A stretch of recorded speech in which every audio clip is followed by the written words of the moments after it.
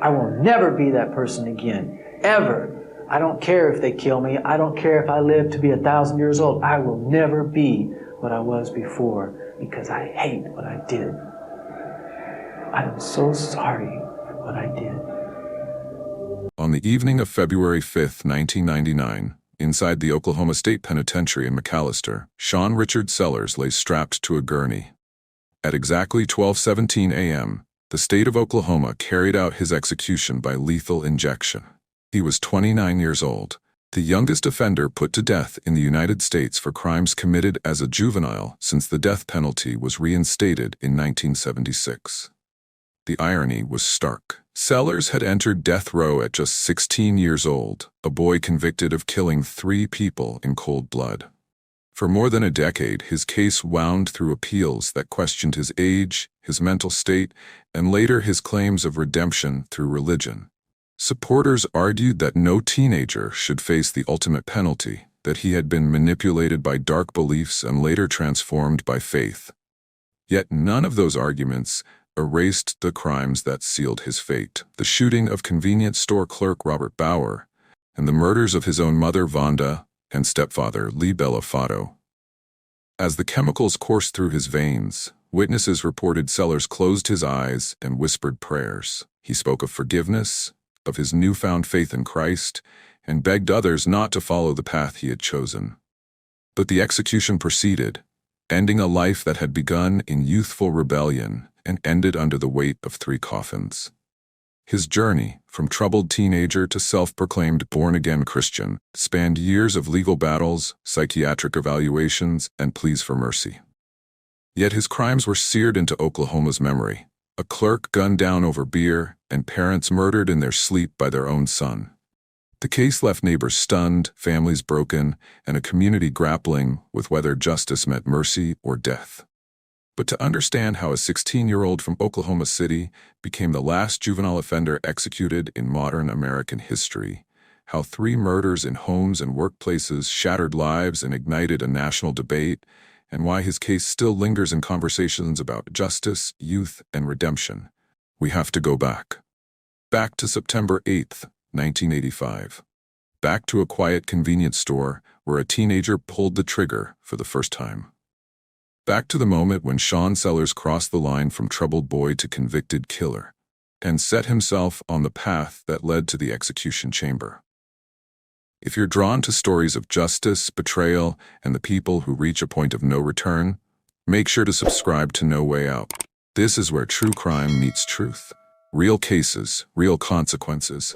The darkest corners of human decision broken down into tiny pieces so you can see every detail and make your own conclusions better.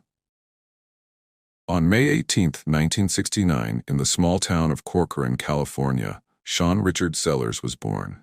His mother, Vonda Blackwell, was just 16 years old when she gave birth. His father, Richard C. Sellers, was 17 and struggling with alcoholism that would define their brief marriage.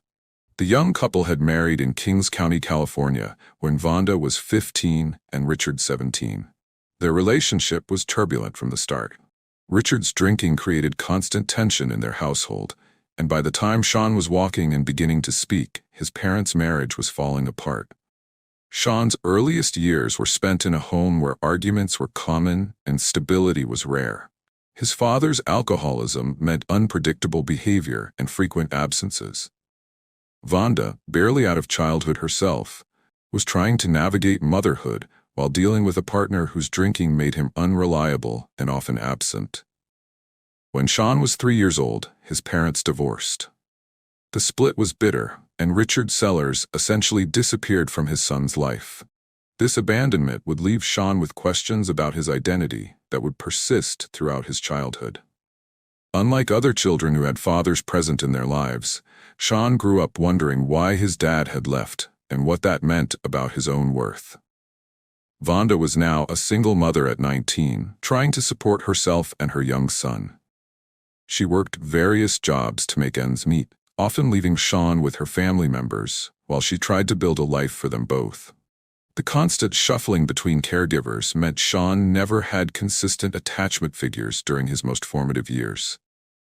After the divorce, Sean lived primarily with his maternal grandfather, Jim Blackwell, whom he called Papa, along with Jim's wife Geneva, who became grandma to the boy.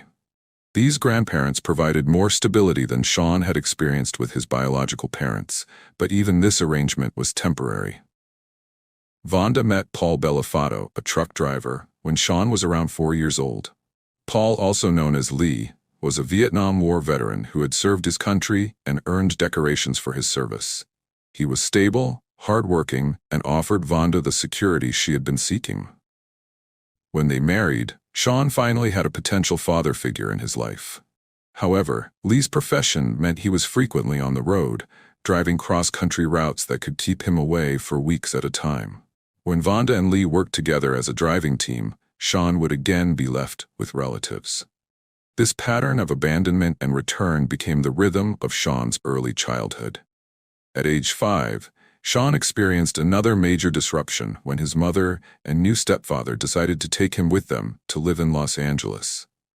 This move would introduce him to a much larger, more complicated world than the small Oklahoma communities where he had been living with his grandparents.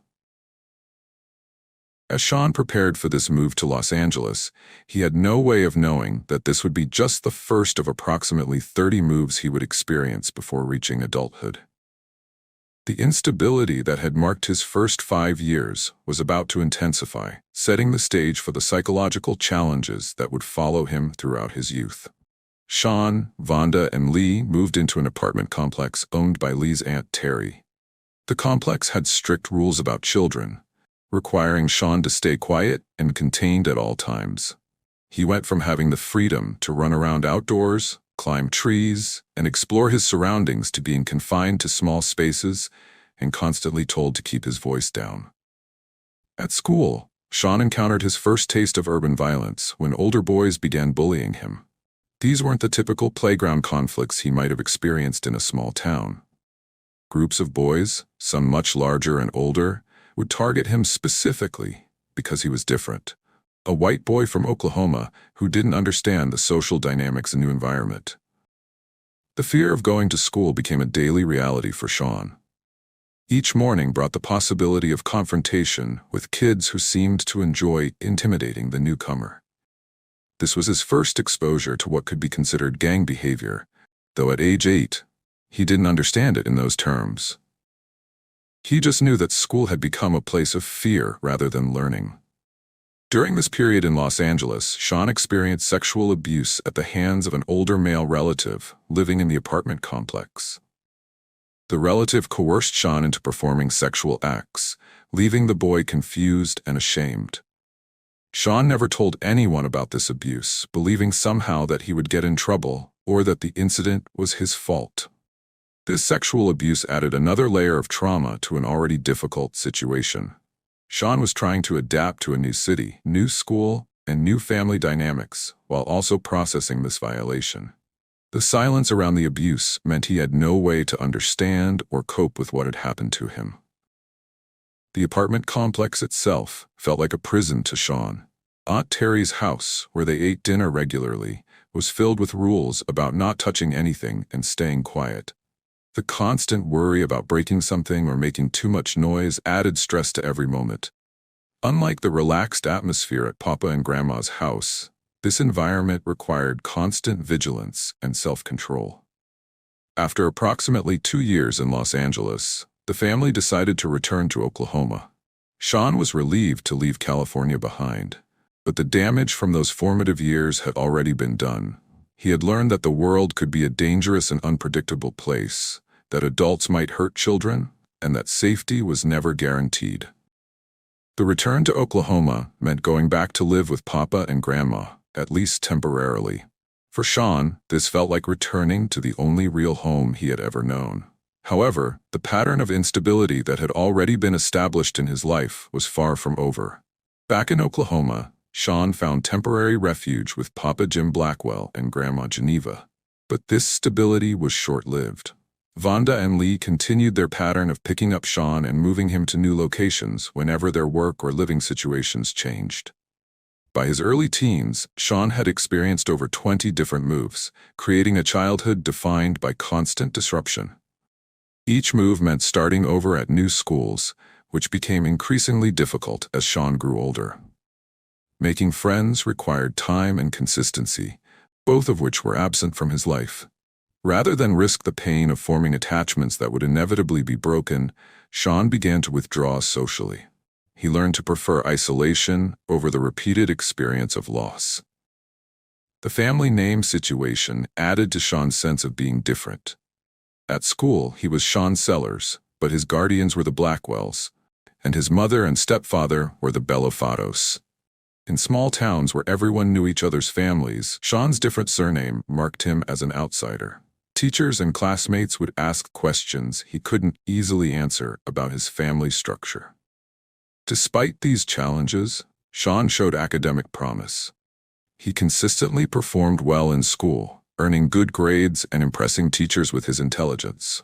He had a particular talent for drawing and developed a love of comic books that provided an escape from his chaotic reality. These artistic interests gave him something stable to focus on, regardless of where he was living. In 1983, when Sean was 14, his family moved to Colorado, a relocation that would represent both the happiest period of his adolescence and the catalyst for his ultimate downfall. For the first time in years, Sean found an environment where he could thrive and discover his potential.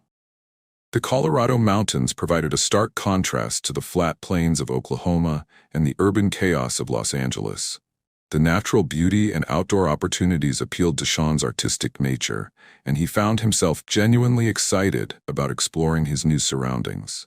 More importantly, he discovered an organization that would give him structure, purpose, and recognition: the Civil Air Patrol. The Civil Air Patrol is an auxiliary of the United States Air Force that provides emergency services, aerospace education, and youth development programs. For Sean, joining the local squadron offered his first taste of belonging to something larger than himself. The program's emphasis on leadership, service, and personal development resonated with his need for structure and achievement.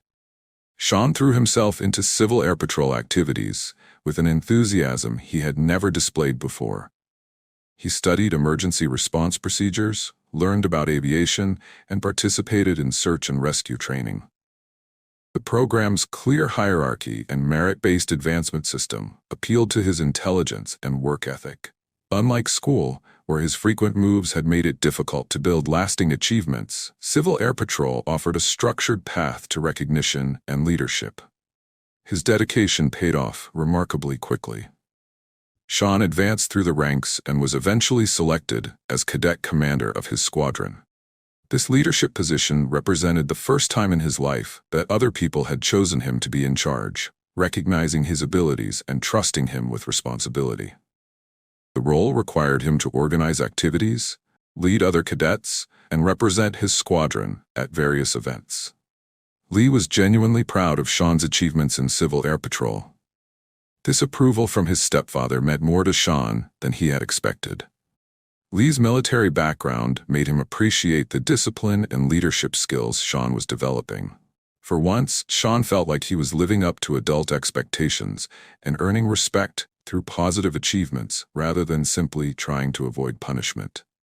Sean graduated from the Civil Air Patrol Emergency Response Training Program with outstanding honors, a recognition that filled him with genuine pride. He had found something he was not only good at, but passionate about. The program provided him with skills, confidence, and a sense of identity that had been missing throughout his chaotic childhood. The stability of staying in one place for an extended period allowed Sean to form friendships and feel connected to his community. He was doing well academically, participating in meaningful activities, and developing a positive relationship with his stepfather. For perhaps the first time in his life, Sean could envision a future where he continued to grow and achieve within a stable environment. However, this period of success and stability was about to come to an abrupt end. Vonda and Lee made the decision to move the family back to Oklahoma, a choice that would devastate Sean and trigger the psychological breakdown that would eventually lead to 3 murders. When Sean learned about the planned move, he pleaded with his parents to reconsider. He begged them to let him stay in Colorado, even suggesting he could live with other families or find alternative arrangements. The Civil Air Patrol had become central to his identity, and Colorado represented the first place where he had felt truly successful and accepted. His pleas fell on deaf ears.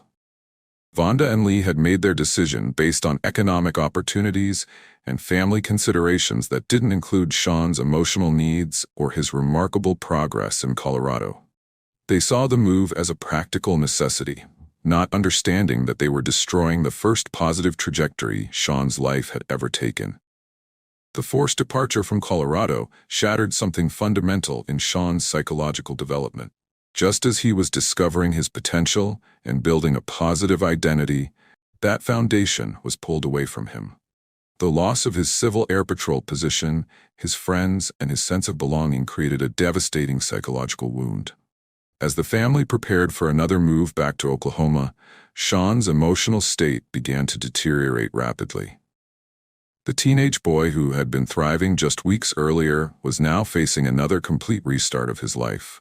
But this time, the loss felt much more significant because he finally understood what stability and success could feel like. The return to Oklahoma in 1984 marked the beginning of Sean's psychological breakdown. At 15, he had tasted success and stability in Colorado, only to have it ripped away by another family decision in which he had no voice. This loss felt different from all the previous moves because now Sean understood what he was losing. Not just a location, but an identity and a future. Back in Oklahoma, Sean withdrew from his family and refused to engage in the process of starting over again. He had been through this cycle too many times and could no longer summon the energy to rebuild relationships and adapt to new surroundings. Instead of trying to make new friends at his new school, he simply went through the motions of attending classes without speaking to anyone. The contrast between his success in Colorado and his current situation created a bitterness that Sean had never experienced before. In Colorado, he had been a leader, respected and accomplished. In Oklahoma, he was once again just another displaced kid with no connections and no special status. The fall from cadet commander to anonymous student was psychologically devastating. Sean's academic performance, while still adequate, lacked the enthusiasm he had shown when he felt invested in his future. He completed assignments, but participated minimally in class discussions or extracurricular activities. His teachers saw him as quiet and withdrawn, but not necessarily problematic, just another teenager going through a difficult phase. At home, Sean spent increasing amounts of time alone in his room, avoiding interaction with Vonda and Lee whenever possible. He felt betrayed by their decision to move him away from the one place where he had been happy and successful. The resentment built steadily as he realized that his parents had prioritized their convenience over his well-being. During this period of isolation and anger, Sean began exploring different ways to understand his place in the world. His artistic interests continued, but now his drawings took on darker themes. He was attracted to imagery and ideas that reflected his sense of alienation and opposition to the world that had repeatedly disappointed him. It was during this vulnerable time that Sean encountered his first exposure to occult and satanic material. Initially, this exploration was intellectual curiosity rather than religious commitment. He was drawn to the idea of alternative belief systems that challenged conventional morality and offered explanations for the unfairness he had experienced in his life. Sean met other students who were interested in witchcraft and alternative spirituality. These connections provided him with his first sense of belonging since leaving Colorado. Unlike the Civil Air Patrol, which had emphasized service and conformity to positive ideals, these new interests offered rebellion and the promise of personal power to control his circumstances. The progression from intellectual curiosity to deeper involvement happened gradually. Sean began reading about black magic and Satanism, finding in these materials a framework that seemed to explain his anger and offer solutions to his powerlessness. The literature suggested that he could take control of his life through ritual and force of will. As Sean became more involved in occult practices, he began experiencing psychological symptoms that he interpreted as spiritual phenomena. The voices he had heard occasionally throughout his childhood became more frequent and began to sound different. Rather than recognizing these as potential signs of mental health issues, Sean understood them within the context of his new belief system as contact with supernatural entities. Sean's involvement with Satanism provided him with a sense of identity and power that had been missing since leaving Colorado. Instead of being a displaced teenager with no control over his circumstances, he could see himself as someone who understood hidden truths and possessed special knowledge. This transformation from victim to someone with secret power was psychologically appealing. His new interests also provided him with a framework for understanding his anger toward his parents and his resentment about the constant upheavals in his life. Rather than seeing himself as someone who had been unfairly treated, he could view his suffering as part of a larger cosmic conflict between conventional morality and true spiritual enlightenment. Sean began practicing satanic rituals on a daily basis, storing vials of his own blood in the refrigerator and sometimes drinking blood at school. These practices shocked other students and teachers, but Sean interpreted their reactions as evidence that he was accessing real power that others feared and didn't understand. By the time Sean reached his 16th birthday in May 1985, his daily life revolved around satanic practices and occult study. He had read Anton LaVey's Satanic Bible hundreds of times, memorizing passages and treating it as his primary guide for understanding the world. The book's philosophy of self-interest and rejection of conventional morality spoke to Sean's growing anger and sense of alienation. Sean's bedroom became a shrine to his new beliefs. He performed rituals daily, often staying awake for extended periods to complete elaborate ceremonies. He took amphetamines to maintain the energy needed for these marathon ritual sessions, beginning a pattern of drug use that would cloud his judgment and perception of reality. The psychological changes in Sean were becoming visible to those around him. His mother Vonda noticed his strange behavior and at one point told him she thought he was going crazy. A teacher at school, Mrs. Noel, also received similar concerns from Sean himself. However, neither adult took steps to get Sean professional help or intervention. Sean's dreams became increasingly violent and disturbing. He regularly dreamed about killing and mutilating people, and eventually these violent fantasies began to focus specifically on his parents.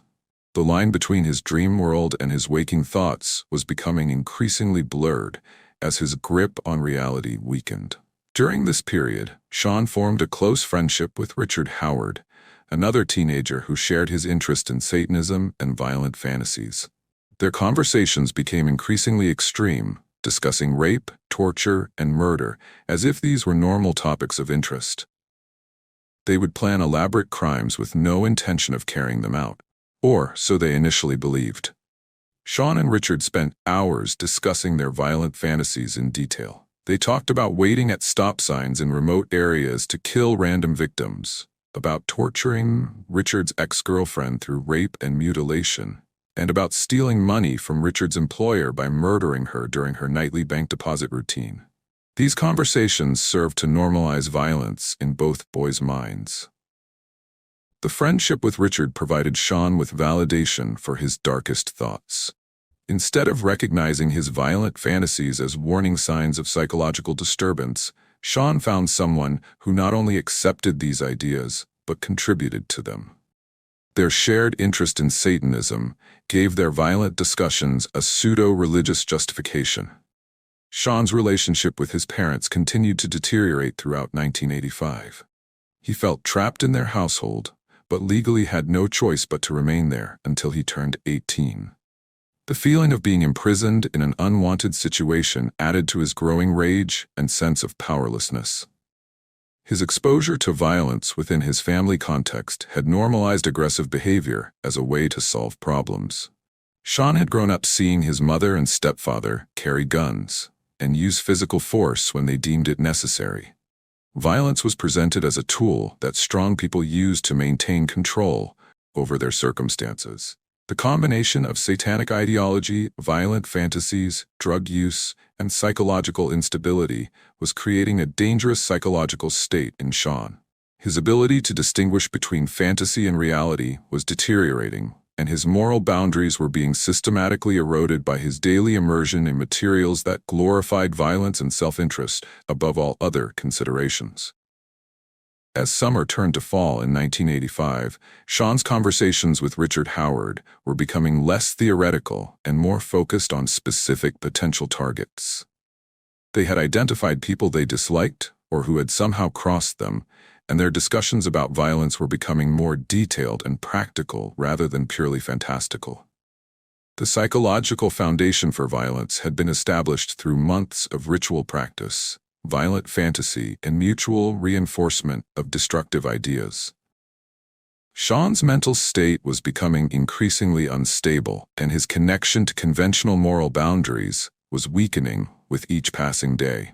One of their frequent discussion topics involved Richard's girlfriend Tracy and the conflicts surrounding their relationship. Richard was angry with Tracy's father, Al Hawks, who had beaten her one night when he caught her on the phone with Richard. The bruises on Tracy's face had enraged Richard, and he frequently talked about wanting Al Hawks dead as revenge for hurting his girlfriend. Richard also complained about his job situation and discussed elaborate plans to rob his employer during her nightly bank deposit routine. These conversations involved detailed planning about how to kill the woman and steal the money. Though initially they treated these discussions as theoretical exercises rather than actual plans. During his regular visits to see Tracy, Richard would often stop at a remote Circle K convenience store on his way home. The store was located in an isolated area of northwest Oklahoma City, making it a quiet place during the overnight hours. Richard became familiar with the night shift clerk, a 32-year-old man named Robert Paul Bauer, and they would often chat during Richard's visits. On one particular night, Richard attempted to purchase beer at the store, but Bauer refused the sale.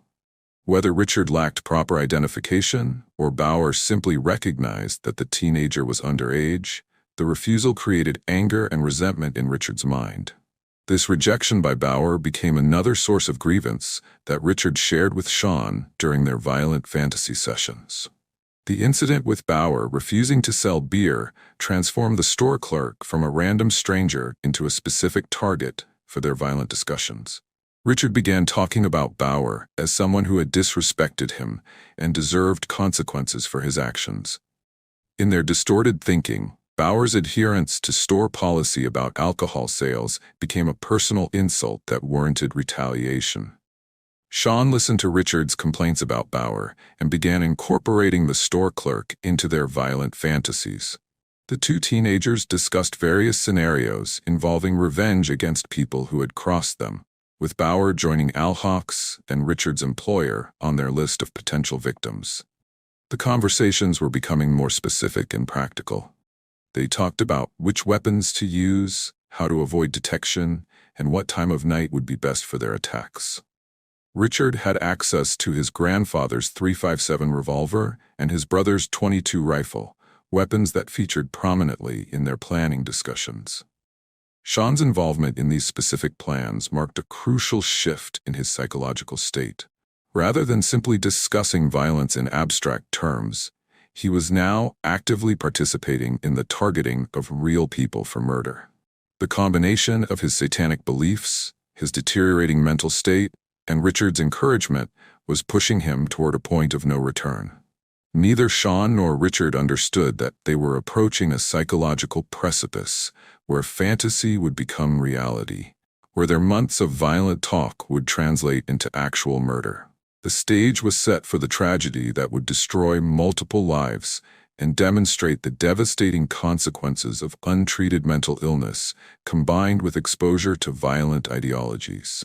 The transition from fantasy to reality would happen suddenly and without clear warning. On the night of September 8, 1985, their violent discussions would transform into actual murder, beginning with Robert Paul Bauer, a man whose only crime was doing his job according to company policy. Robert Paul Bauer lived a quiet, unremarkable life working the night shift at a Circle K convenience store in northwest Oklahoma City. At 32 years old, he represented the kind of steady, working-class person who forms the backbone of American communities. Reliable, hardworking, and focused on getting through each day with dignity intact. Bauer worked the midnight shift, a schedule that meant he saw Oklahoma City during its loneliest hours. From midnight until dawn, he served coffee to night shift workers, sold cigarettes to insomniacs, and provided a safe, lit place for people who found themselves out in the darkness. The job wasn't glamorous, but it was honest work that allowed him to support himself independently. The Circle K where Bauer worked was located in a relatively remote area, which made it both peaceful and potentially dangerous. During the overnight hours, there might be long stretches with no customers at all, leaving Bauer alone with his thoughts and whatever book or magazine he had brought to pass the time. The isolation was part of the job he had accepted when he took the position. Bauer knew the risks that came with working alone in a convenience store during overnight hours. Robberies were always a possibility, which is why the store kept only $50 in the cash register at any given time. The rest of the money was secured in a safe that Bauer couldn't access, a policy designed to make the store a less attractive target for criminals. Despite the potential dangers, Bauer wasn't particularly worried about his safety. He was friendly with regular customers and had developed a routine that helped him feel secure in his work environment. He knew which customers were harmless and which situations might require extra attention, and he had never experienced any serious problems during his time working at the store. Richard Howard had become one of Bauer's regular late-night customers, stopping by on his way home from visiting his girlfriend, Tracy.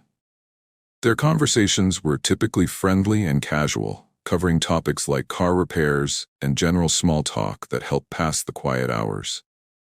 Bauer enjoyed these interactions with customers who treated him with respect and courtesy. The relationship between Bauer and Richard seemed normal on the surface, but Richard's resentment over the beer refusal had transformed his perception of the older man. What Bauer viewed as routine customer service, Richard interpreted as personal disrespect that demanded retaliation.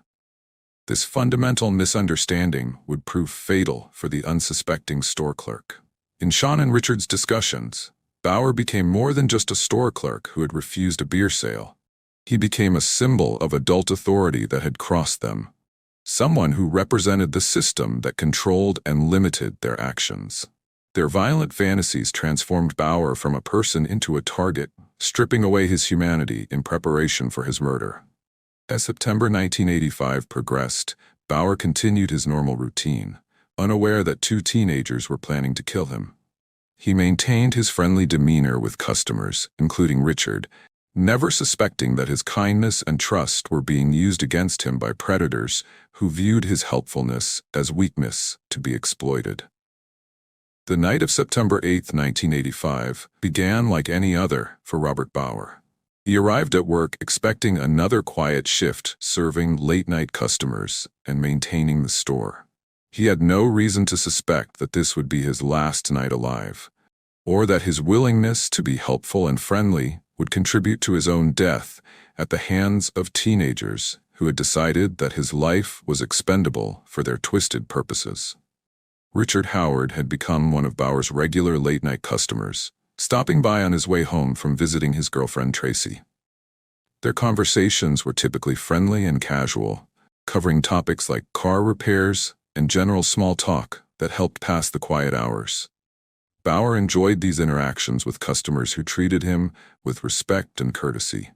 On that night, Richard arrived at the Circle K with Sean Sellers. Bauer welcomed the teenagers with his usual friendliness, having no reason to suspect that this visit would be different from any other. The two boys purchased fountain drinks and engaged in casual conversation that lasted approximately an hour. During their conversation, the teenagers asked questions about store security, specifically noting the absence of surveillance cameras. When Bauer confirmed that the store wasn't equipped with security cameras, he unknowingly provided his killers with crucial information. They also discussed the store's cash policies, with Bauer explaining that only $50 was kept in the register, while the rest was secured in a safe he couldn't access. Richard had brought his grandfather's .357 revolver loaded with hollow point bullets, along with a .22 rifle. The weapons had been acquired specifically for this planned murder. Sean had told Richard that he wanted to know what it felt like to kill someone, and they had chosen Bauer as their first victim because of the beer refusal incident and the store's isolated location. When Bauer stepped outside to examine Richard's clutch problem, which he had complained about, demonstrating his willingness to help customers, Sean initially froze. He walked around to the side of the building, overcome by the reality of what he was about to do. However, something shifted in his mental state, a change he later described as hearing a voice calling him weak and cowardly. Sean returned to the store entrance with cold determination. As Richard distracted Bauer by asking about merchandise prices, Sean raised the .357 revolver over the counter and aimed it at Bauer's head.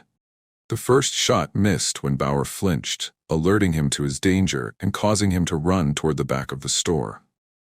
Sean fired again, but missed as Bauer slipped and fell while trying to escape. The terrified store clerk grabbed a green windbreaker and held it up as protection while crouching behind the counter. His eyes visible above the makeshift shield, filled with panic and confusion about why this was happening to him. Sean fired a third shot that struck Bauer in the torso, causing him to fly backward and land hard on his side. Blood splattered across the store walls and floor. Robert Paul Bauer, who had spent his last hour trying to be helpful to two teenagers, was dead at 32, killed by a boy who wanted to experience what murder felt like.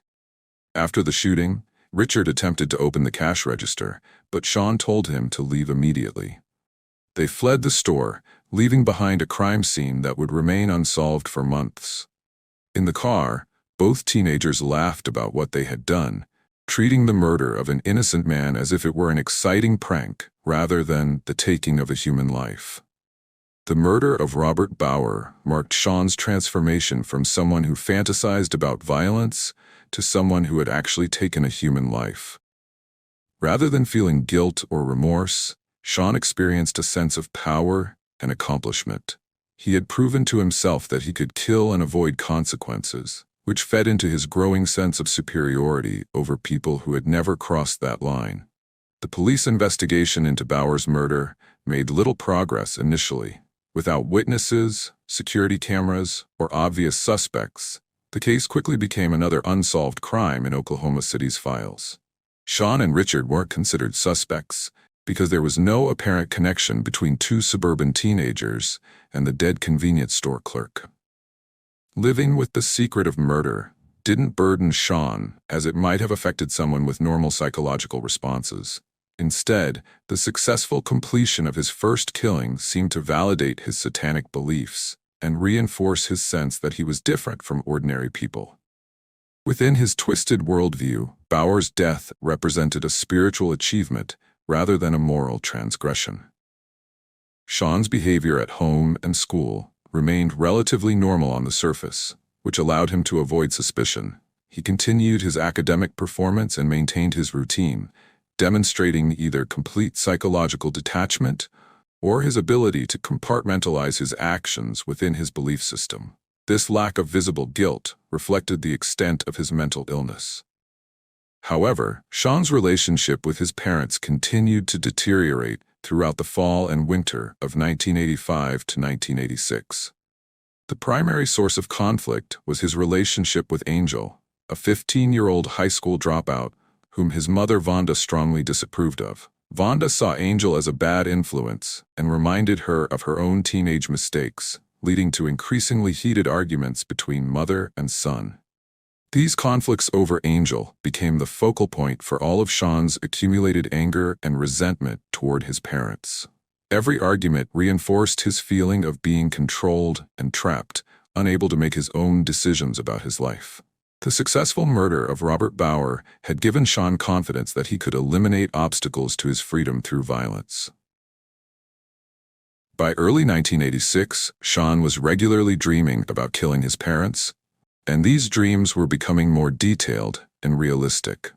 He began planning their deaths just as he had planned Bauer's murder, viewing Vonda and Lee as the primary barriers to his independence and happiness. Sean's first attempt to kill his mother involved rat poison mixed into her coffee. He served Vonda multiple cups of the contaminated beverage, but when this method failed to kill her, he began planning a more direct approach. The failed poisoning attempt represented an escalation from random murder to specifically targeting his family members. The 6 months between Robert Bauer's murder and the killing of Sean's parents represented a period where Sean's psychological state continued to deteriorate while his confidence in his ability to commit murder increased. He had proven to himself that he could kill and avoid consequences, setting the stage for the family murders that would finally bring his crimes to the attention of law enforcement. Before we continue, take a moment to support the channel. Hit that like button and subscribe to No Way Out so you don't miss the rest of this case and others like it. And let us know in the comments, do you believe teenagers should ever face the death penalty? Your opinion could spark an important discussion. On the evening of March 5, 1986, Sean Sellers had been awake for 3 consecutive days, sustained by amphetamines and driven by the violent fantasies that now dominated his thinking. His relationship with his mother had reached a breaking point, and the accumulated anger from years of instability and conflict was about to explode in the most devastating way possible. The day had been marked by another confrontation about Angel, with Vonda expressing her disapproval of the relationship and her determination to keep Sean away from the girl she viewed as a bad influence. For Sean, this represented another attempt by his parents to control his life and deny him the few sources of happiness he had managed to find. The argument had rekindled all his resentment about being forced to move from Colorado and his general powerlessness in the family. Earlier that evening, Lee had spoken with Sean about a project they could work on together, rebuilding the engine of Sean's pickup truck. This conversation represented Lee's genuine attempt to connect with his stepson and share his mechanical knowledge, but Sean was already too far gone psychologically to appreciate the gesture. Instead of seeing this as an opportunity for bonding, Sean was focused on his plan to eliminate what he saw as the obstacles to his freedom. Before going to bed, Lee and Vonda settled into their normal evening routine, unaware that their son was planning to kill them both before morning. They had dealt with teenage rebellion before and assumed that Sean's current difficulties were part of the normal challenges of raising an adolescent. Neither parent understood that Sean's problems went far beyond typical teenage behavior. Sean waited until he was certain his parents were asleep before retrieving Lee's .44 caliber revolver from the drawer beside their bed. The weapon was kept loaded and accessible, a reflection of the family's comfort with firearms and their belief in being prepared for potential threats. They never imagined that the greatest threat to their safety was living in their own home. Sean dressed only in black underwear, a deliberate choice meant to minimize blood spatter on his clothing. This attention to forensic detail demonstrated that despite his psychological breakdown, Sean retained enough rational thinking to plan the murders carefully. He understood that he would need to avoid leaving evidence that could connect him to the crime. The first shot struck Lee in the head as he slept, the sound waking Vonda but giving her no time to fully understand what was happening. Sean immediately fired a second shot at his mother, but she raised her head, and the bullet struck her in the face. He fired a third shot to ensure she was dead, demonstrating a coldness that went beyond the heat-of-the-moment violence that characterizes many domestic murders. After completing the murders, Sean felt what he later described as relief, as if a great weight had been lifted from his shoulders. Rather than experiencing horror at what he had done, Sean felt liberated from the people who had represented authority and control in his life.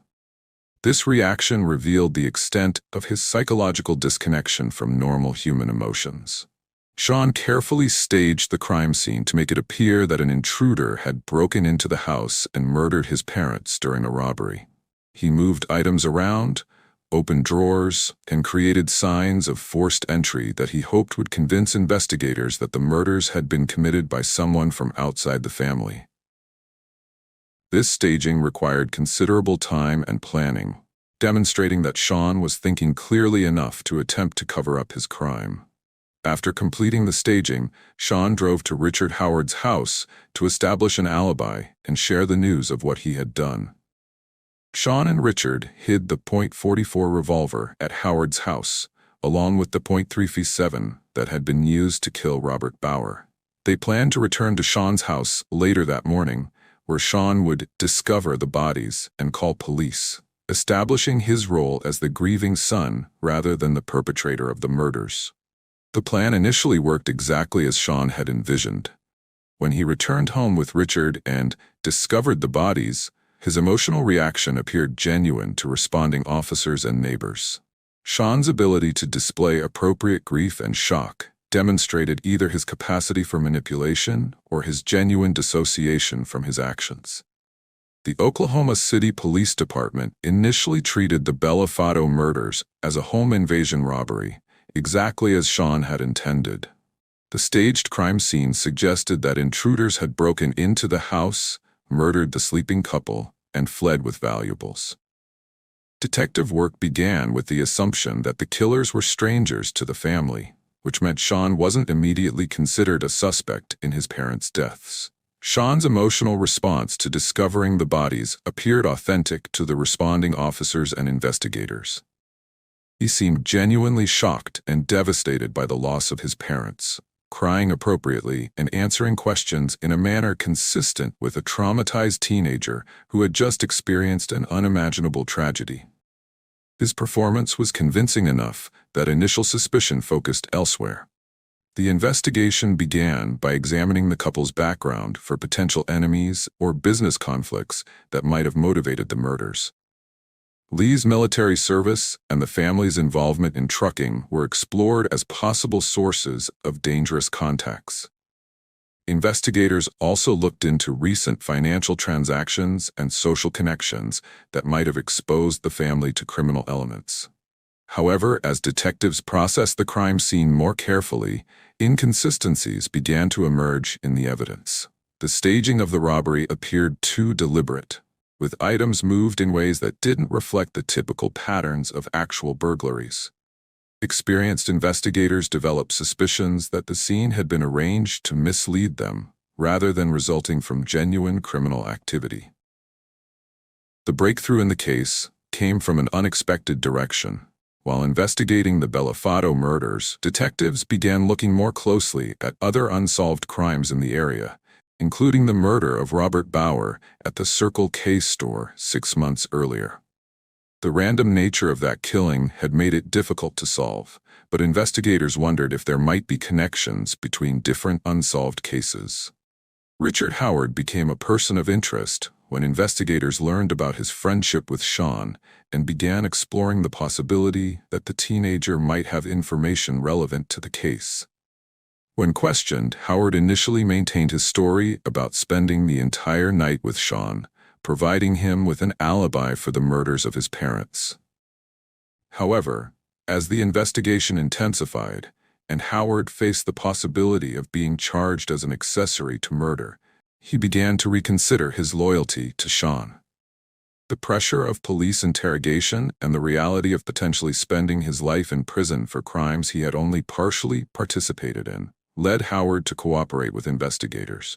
Howard's decision to confess and cooperate with authorities broke both cases wide open. He provided detailed information about Sean's role in Robert Bauer's murder, describing how Sean had wanted to experience what it felt like to kill someone.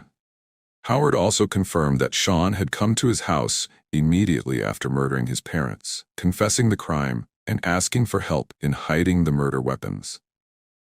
The confession revealed the locations where the murder weapons had been hidden, providing investigators with crucial physical evidence linking Sean to both crimes. Ballistics analysis confirmed that the guns described by Howard had indeed been used in the murders, transforming the investigation from speculation to concrete evidence of Sean's guilt. Howard's cooperation came at a significant cost to his own future. Initially charged with first-degree murder alongside Sean, Howard eventually accepted a plea agreement that required him to testify against his former friend in exchange for having his charges reduced to accessory after the fact. This agreement saved Howard from the death penalty, but required him to accept responsibility for his role in the crimes.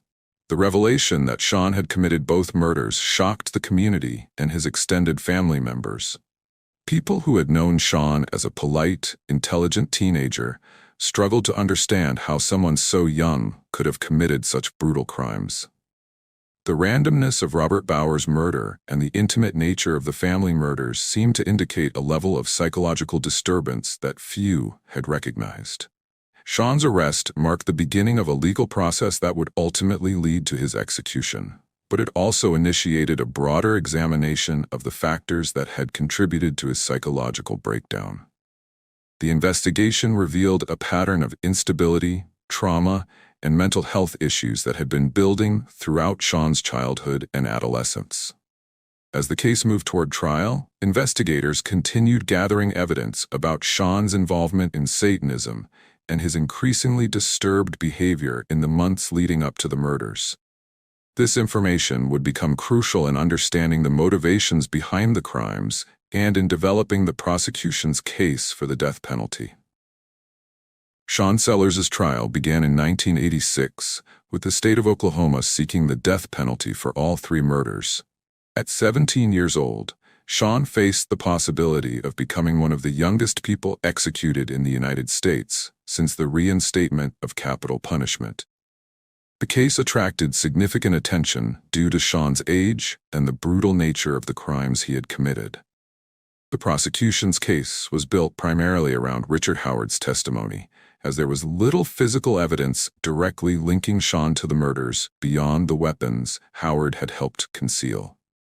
District Attorney Robert Macy presented Howard as a reluctant witness who had initially tried to protect his friend, but ultimately chose to tell the truth about Sean's crimes. Howard testified that Sean had explicitly stated his desire to know what it felt like to kill someone before the murder of Robert Bauer. He described Sean's coldness during and after the murder, including their shared laughter about the killing as they drove away from the Circle K store. Howard also testified about Sean's confession to murdering his parents and his request for help in hiding the murder weapon. The prosecution emphasized the premeditated nature of all three murders, arguing that Sean had carefully planned each killing and taken steps to avoid detection. The staging of his parents' murder scene was presented as evidence of Sean's calculated approach to the crimes and his attempt to manipulate law enforcement through deception. Sean's defense team, working with limited resources and a budget of only $750 for expert witnesses, attempted to present mitigating factors that might save their client from the death penalty. They focused on Sean's age, his difficult childhood, and his involvement in Satanism as factors that had contributed to his criminal behavior. The defense argued that Sean's addiction to the role-playing game Dungeons & Dragons had disconnected him from reality and contributed to his violent actions. This argument was part of the broader satanic panic cultural phenomenon of the 1980s, during which various forms of popular culture were blamed for influencing criminal behavior. Sean would later dispute this connection, stating that the game had no role in his crimes.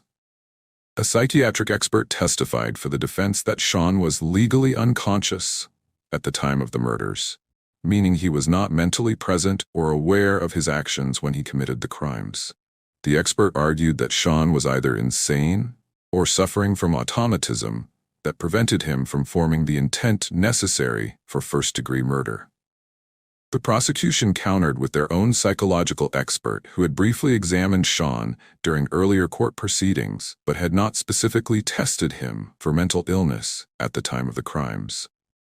This expert could not rule out the defense psychiatrist's assessment, but also could not confirm the presence of severe mental illness. Judge Charles Owens made several rulings that limited the defense's ability to present their case effectively. The judge refused to allow expert testimony about the developmental differences between juveniles and adults, ruling that jurors would naturally understand these differences without expert guidance. This decision prevented the defense from educating the jury about adolescent brain development and decision-making capacity. The judge also refused to instruct the jury that Sean's age was automatically a mitigating factor in sentencing. Instead, jurors were told to decide for themselves whether his youth should be considered as a reason to spare his life. This placed the burden on the defense to convince individual jurors of the significance of Sean's age, rather than having it recognized as a legal standard. The prosecution was allowed to present Sean as essentially an adult who had made adult choices when he committed murder. The prosecutor argued that, when he picked up that .357, he became a man, and should be held to adult standards of accountability, regardless of his chronological age. The jury was given only two options: find Sean guilty of first-degree murder or acquit him entirely. They were not allowed to consider lesser charges such as manslaughter, which might have been more appropriate given questions about Sean's mental state and age. This all-or-nothing choice made it more likely that jurors would convict on the most serious charges. During the penalty phase of the trial, the prosecution successfully argued that Sean represented a continuing threat to society and that his crimes were heinous, atrocious, and cruel. The defense presented evidence of Sean's good behavior in school and work, his family's love and support, and his lack of prior criminal record, but these factors were overshadowed by the brutality of his crimes. On October 2, 1986, the jury found Sean guilty on all three counts of first-degree murder and recommended the death penalty for each crime. At the time, Oklahoma law did not allow juries to sentence defendants to life without parole, an option that became available in 1987, just 1 year too late to potentially save Sean's life. Sean Sellers arrived on death row at Oklahoma State Penitentiary at age 17, making him one of the youngest condemned prisoners in the United States. The transition from suburban teenager to death row inmate represented a complete transformation of his circumstances and future prospects. Instead of preparing for college or career, Sean was now living under the constant shadow of his eventual execution. The early years of Sean's incarceration were marked by his continued involvement in satanic practices and his gradual realization of what his future held. Death row was a harsh environment that stripped away many of the comforts and freedoms that most teenagers take for granted. Sean was confined to a small cell for most of each day, with limited opportunities for recreation or social interaction. However, sometime during his first few years on death row, Sean experienced what he claimed was a genuine religious conversion to Christianity. This transformation represented a complete rejection of the satanic beliefs that had contributed to his crimes and an embrace of a faith system that emphasized redemption and forgiveness rather than power and self-interest. Sean's conversion to Christianity was met with skepticism from many quarters, including his own family members. His step-siblings remained convinced that this religious transformation was simply another manipulation designed to generate sympathy for his clemency appeals. They had seen Sean's capacity for deception and remained suspicious of his motives. However, the prison chaplain and some other observers believed that Sean's conversion was genuine.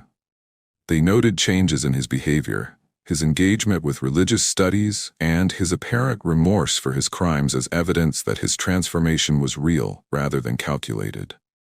Sean began participating in religious services and developing relationships with Christian pen pals and visitors. Sean's religious conversion coincided with his development as a writer and artist. He began creating works intended to warn other young people about the dangers of Satanism and to share his story as a cautionary tale.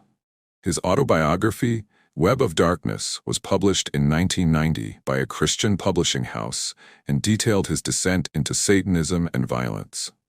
In addition to his autobiography, Sean wrote a book of love stories and poems titled Shulador, which was self-published and sold through his website.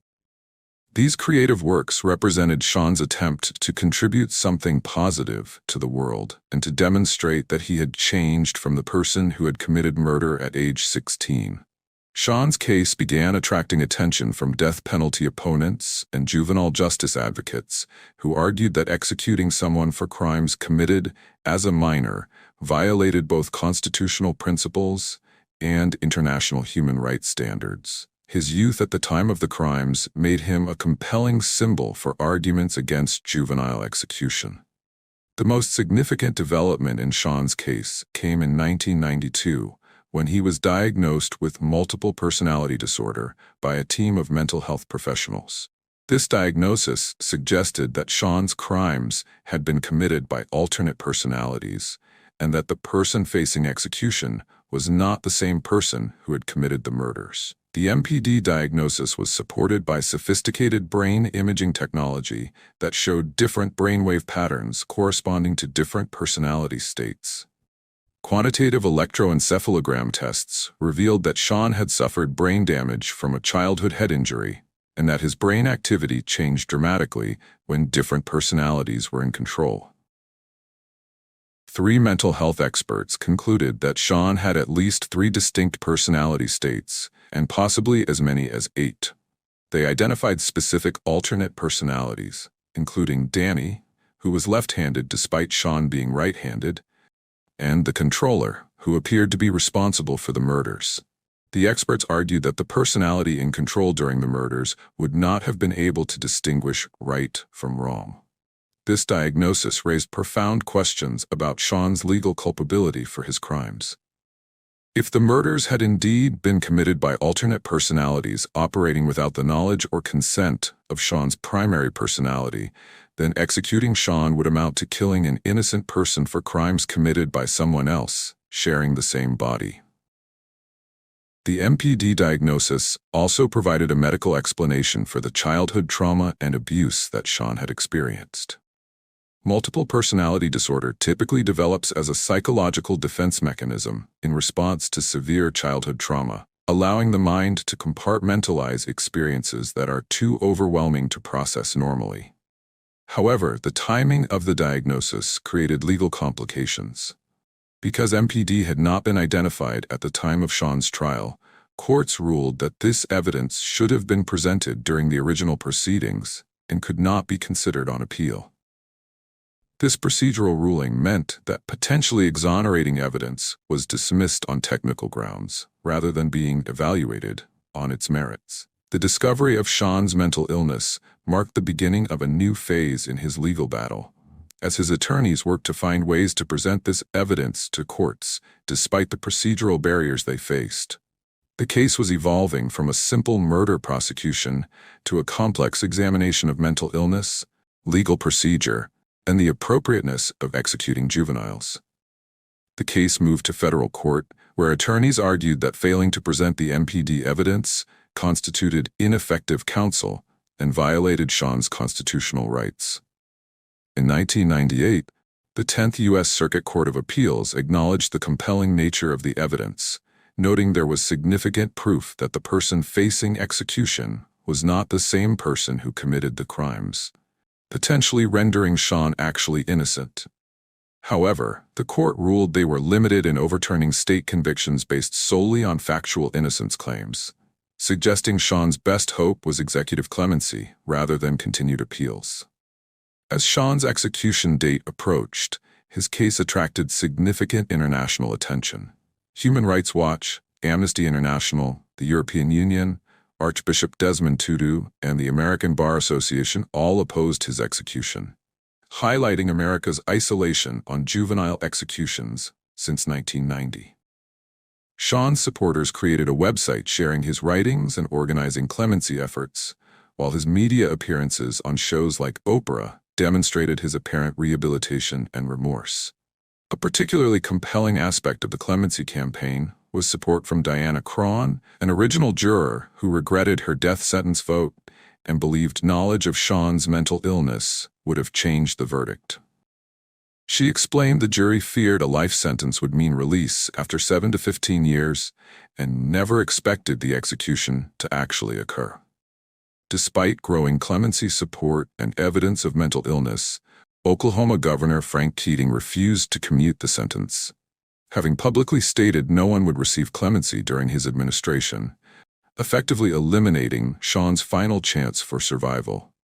As Sean's execution date approached, the international pressure on Oklahoma officials intensified significantly. The case had become a symbol of America's use of capital punishment against juvenile offenders and the mentally ill, drawing criticism from human rights organizations, foreign governments, and religious leaders around the world. The European Union issued official statements condemning the planned execution and calling on the United States to respect international law prohibiting the execution of juvenile offenders. European governments had consistently opposed the U.S. reservation to international treaties that banned such executions, and Sean's case provided a concrete example of why these protections existed. Archbishop Desmond Tutu wrote personally to Governor Keating, invoking the UN Convention on the Rights of the Child and arguing that executing Sean would violate fundamental principles of international justice and morality. The involvement of such a respected moral authority added significant weight to the clemency campaign and highlighted the ethical dimensions of the case. Pope John Paul II also weighed in on Sean's case, challenging the United States to reject what he called the cruelty of the death penalty. The Pope's intervention was particularly significant given Governor Keating's Catholic faith, creating tension between the governor's religious beliefs and his political position on capital punishment. The American Bar Association, the nation's largest legal professional organization, joined the calls for clemency based on Sean's age at the time of the crimes and the evidence of his mental illness. Their involvement demonstrated that opposition to Sean's execution extended beyond traditional death penalty opponents to include mainstream legal professionals. Sean's case was also supported by celebrities and public figures, including Bianca Jagger, who used their platforms to raise awareness about the planned execution. These high-profile endorsements helped generate media coverage and public discussion about the appropriateness of executing juvenile offenders. Despite this international pressure, Oklahoma officials remained determined to proceed with the execution. Attorney General Drew Edmondson dismissed the international criticism, arguing that foreign governments and organizations didn't understand the severity of Sean's crimes or the appropriateness of American justice. Governor Keating responded to the Pope's intervention by stating that the religious leader was wrong about the death penalty, demonstrating his unwillingness to be swayed by moral arguments against the execution. Keating's position reflected his broader commitment to capital punishment and his belief that mercy was inappropriate in cases involving multiple murders. Sean's final appeals to the courts were unsuccessful, with the U.S. Supreme Court declining to hear his case on November 30, 1998. This decision cleared the way for Oklahoma officials to set an execution date, which they immediately requested from the State Court of Criminal Appeals. 2 days before his scheduled execution, Sean filed final appeals challenging the fairness of his clemency hearing and arguing that the Oklahoma Pardon and Parole Board had violated his civil rights by refusing to consider the MPD evidence. These last-minute appeals were denied, with courts noting that similar arguments had been rejected multiple times. The clemency hearing held on January 27, 1999, represented Sean's final opportunity to have his life spared. Approximately 150 people attended the hearing, mostly supporters who believed that Sean's youth, mental illness, and rehabilitation warranted mercy. The hearing was held in the chapel of the Jackie Brannon Correctional Center, adding a spiritual dimension to the proceedings. Sean addressed the hearing personally, apologizing to the families of his victims and expressing remorse for his crimes. He specifically reached out to his step-siblings, acknowledging the pain he had caused them and asking for their forgiveness. However, these family members remained unmoved by his appeals and continued to support his execution. Diana Cron, the former juror, testified on Sean's behalf, explaining how the jury's decision had been influenced by their misunderstanding of sentencing options and their assumption that the execution would never actually take place. Her testimony provided powerful evidence that the original jury might have reached a different decision if they had better understood the consequences of their verdict. Prison officials testified against clemency, describing Sean as manipulative and arguing that his conversion to Christianity was not genuine. They claimed to have observed him rehearsing symptoms of mental illness and receiving coaching from his attorneys, suggesting that his claims of MPD were fabricated. The Oklahoma Pardon and Parole Board ultimately voted 5-0 to deny clemency, immediately following the conclusion of testimony. Board members appeared to have been influenced by the prison officials' characterization of Sean as a manipulator and by Richard Howard's written statement denying that he had observed evidence of multiple personality disorder. Governor Keating welcomed the board's decision, stating that he had no plans to intervene in the case.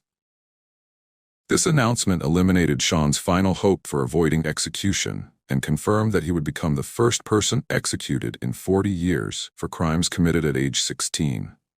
Sean's last meal request reflected his simple tastes: Chinese food including egg rolls, sweet and sour shrimp, and batter-fried shrimp. He spent his final day visiting with approximately 10 friends he had made during his years on death row, including prison staff members who had developed relationships with him over time. The evening before his execution, Sean received word that his final appeal to the U.S. Supreme Court had been denied at approximately 7 p.m. This news eliminated his last hope for a stay and confirmed that the execution would proceed as scheduled at 12:01 a.m. on February 4, 1999. Sean spent his final hours in prayer and conversation with his spiritual advisors. He appeared calm and resigned to his fate, having exhausted all legal and political options for saving his life. The boy who had committed murder at 16 was now a man of 29 facing the consequences of his teenage crimes. At 12:17 a.m. on February 4, 1999, Sean Richard Sellers was pronounced dead by lethal injection, becoming the first person executed in the United States for crimes committed at age 16 in 40 years. His death marked the end of a 13-year legal battle that had drawn international attention and raised fundamental questions about juvenile justice, mental illness, and the death penalty.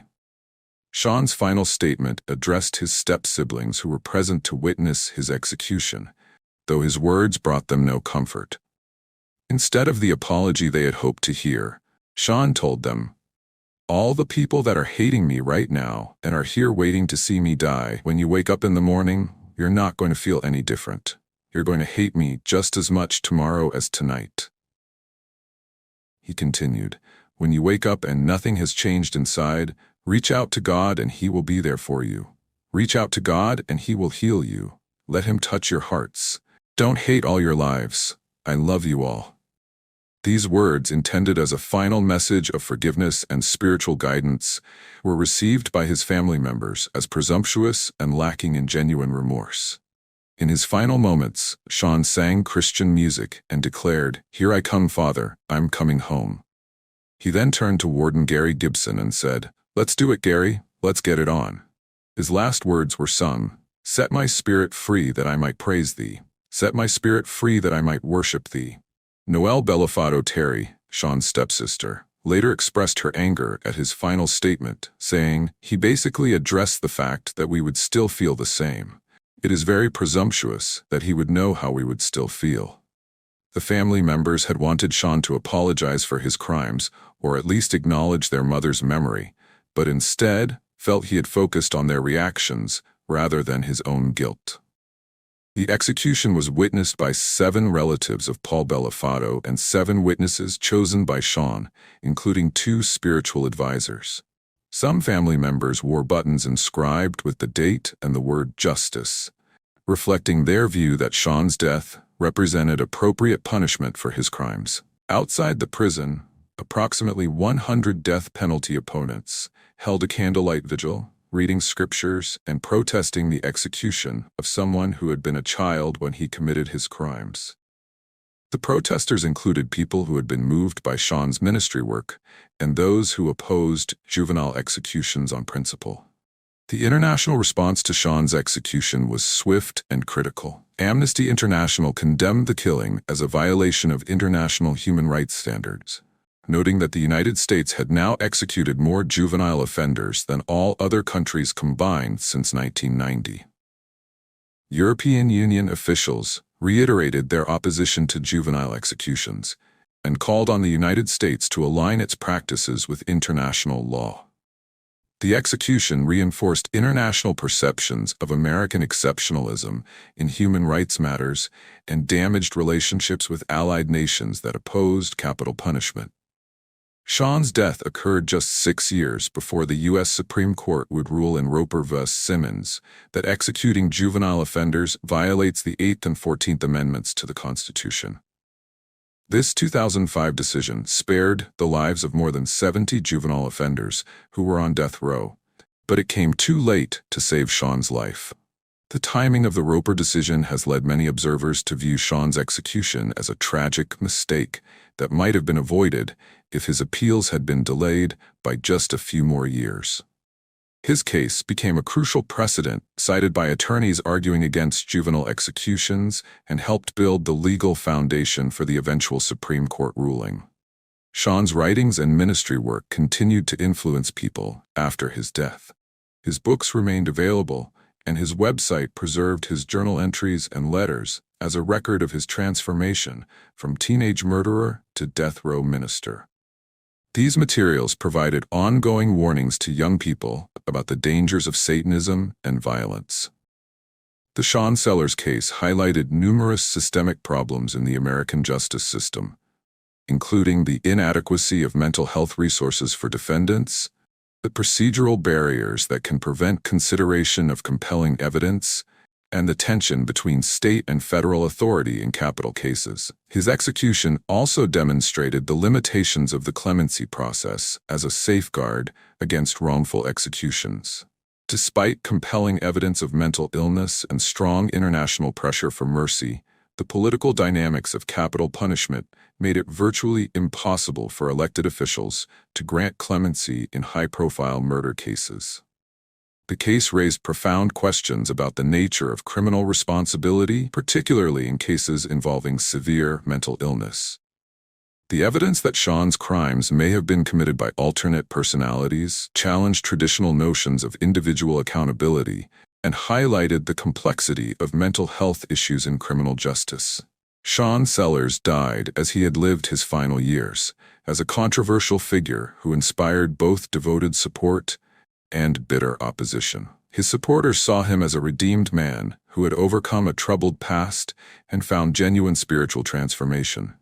His critics viewed him as a manipulative killer who had never accepted full responsibility for his crimes. The truth about Sean Sellers, whether he was truly mentally ill, whether his conversion was genuine, and whether his execution was justified, remains a matter of debate. What is certain is that his case represents one of the most thoroughly documented examples of the intersection between juvenile crime, mental illness, and capital punishment in American legal history. Sean's death marked the end of an era in American capital punishment, as he became the last person executed for crimes committed at age 16. His case serves as both a cautionary tale about the consequences of childhood trauma and mental illness, and a reminder of the irreversible nature of capital punishment in a justice system that continues to evolve in its understanding of juvenile development and mental health. Sean Sellers' story forces us to confront some of the most difficult questions about justice, punishment, and youth. He was only 16 when he pulled the trigger, yet the law held him fully accountable, making him the youngest person executed in the modern era of capital punishment. His case became a turning point in America's debate over juvenile executions, a practice later outlawed by the Supreme Court. What do you think? Should someone so young ever face the death penalty? Or should age, circumstance, and the possibility of change matter more? Share your thoughts in the comments, and if you found this story insightful, make sure to like the video, subscribe to No Way Out, and turn on notifications so you don't miss our next case. Real crimes. Real consequences.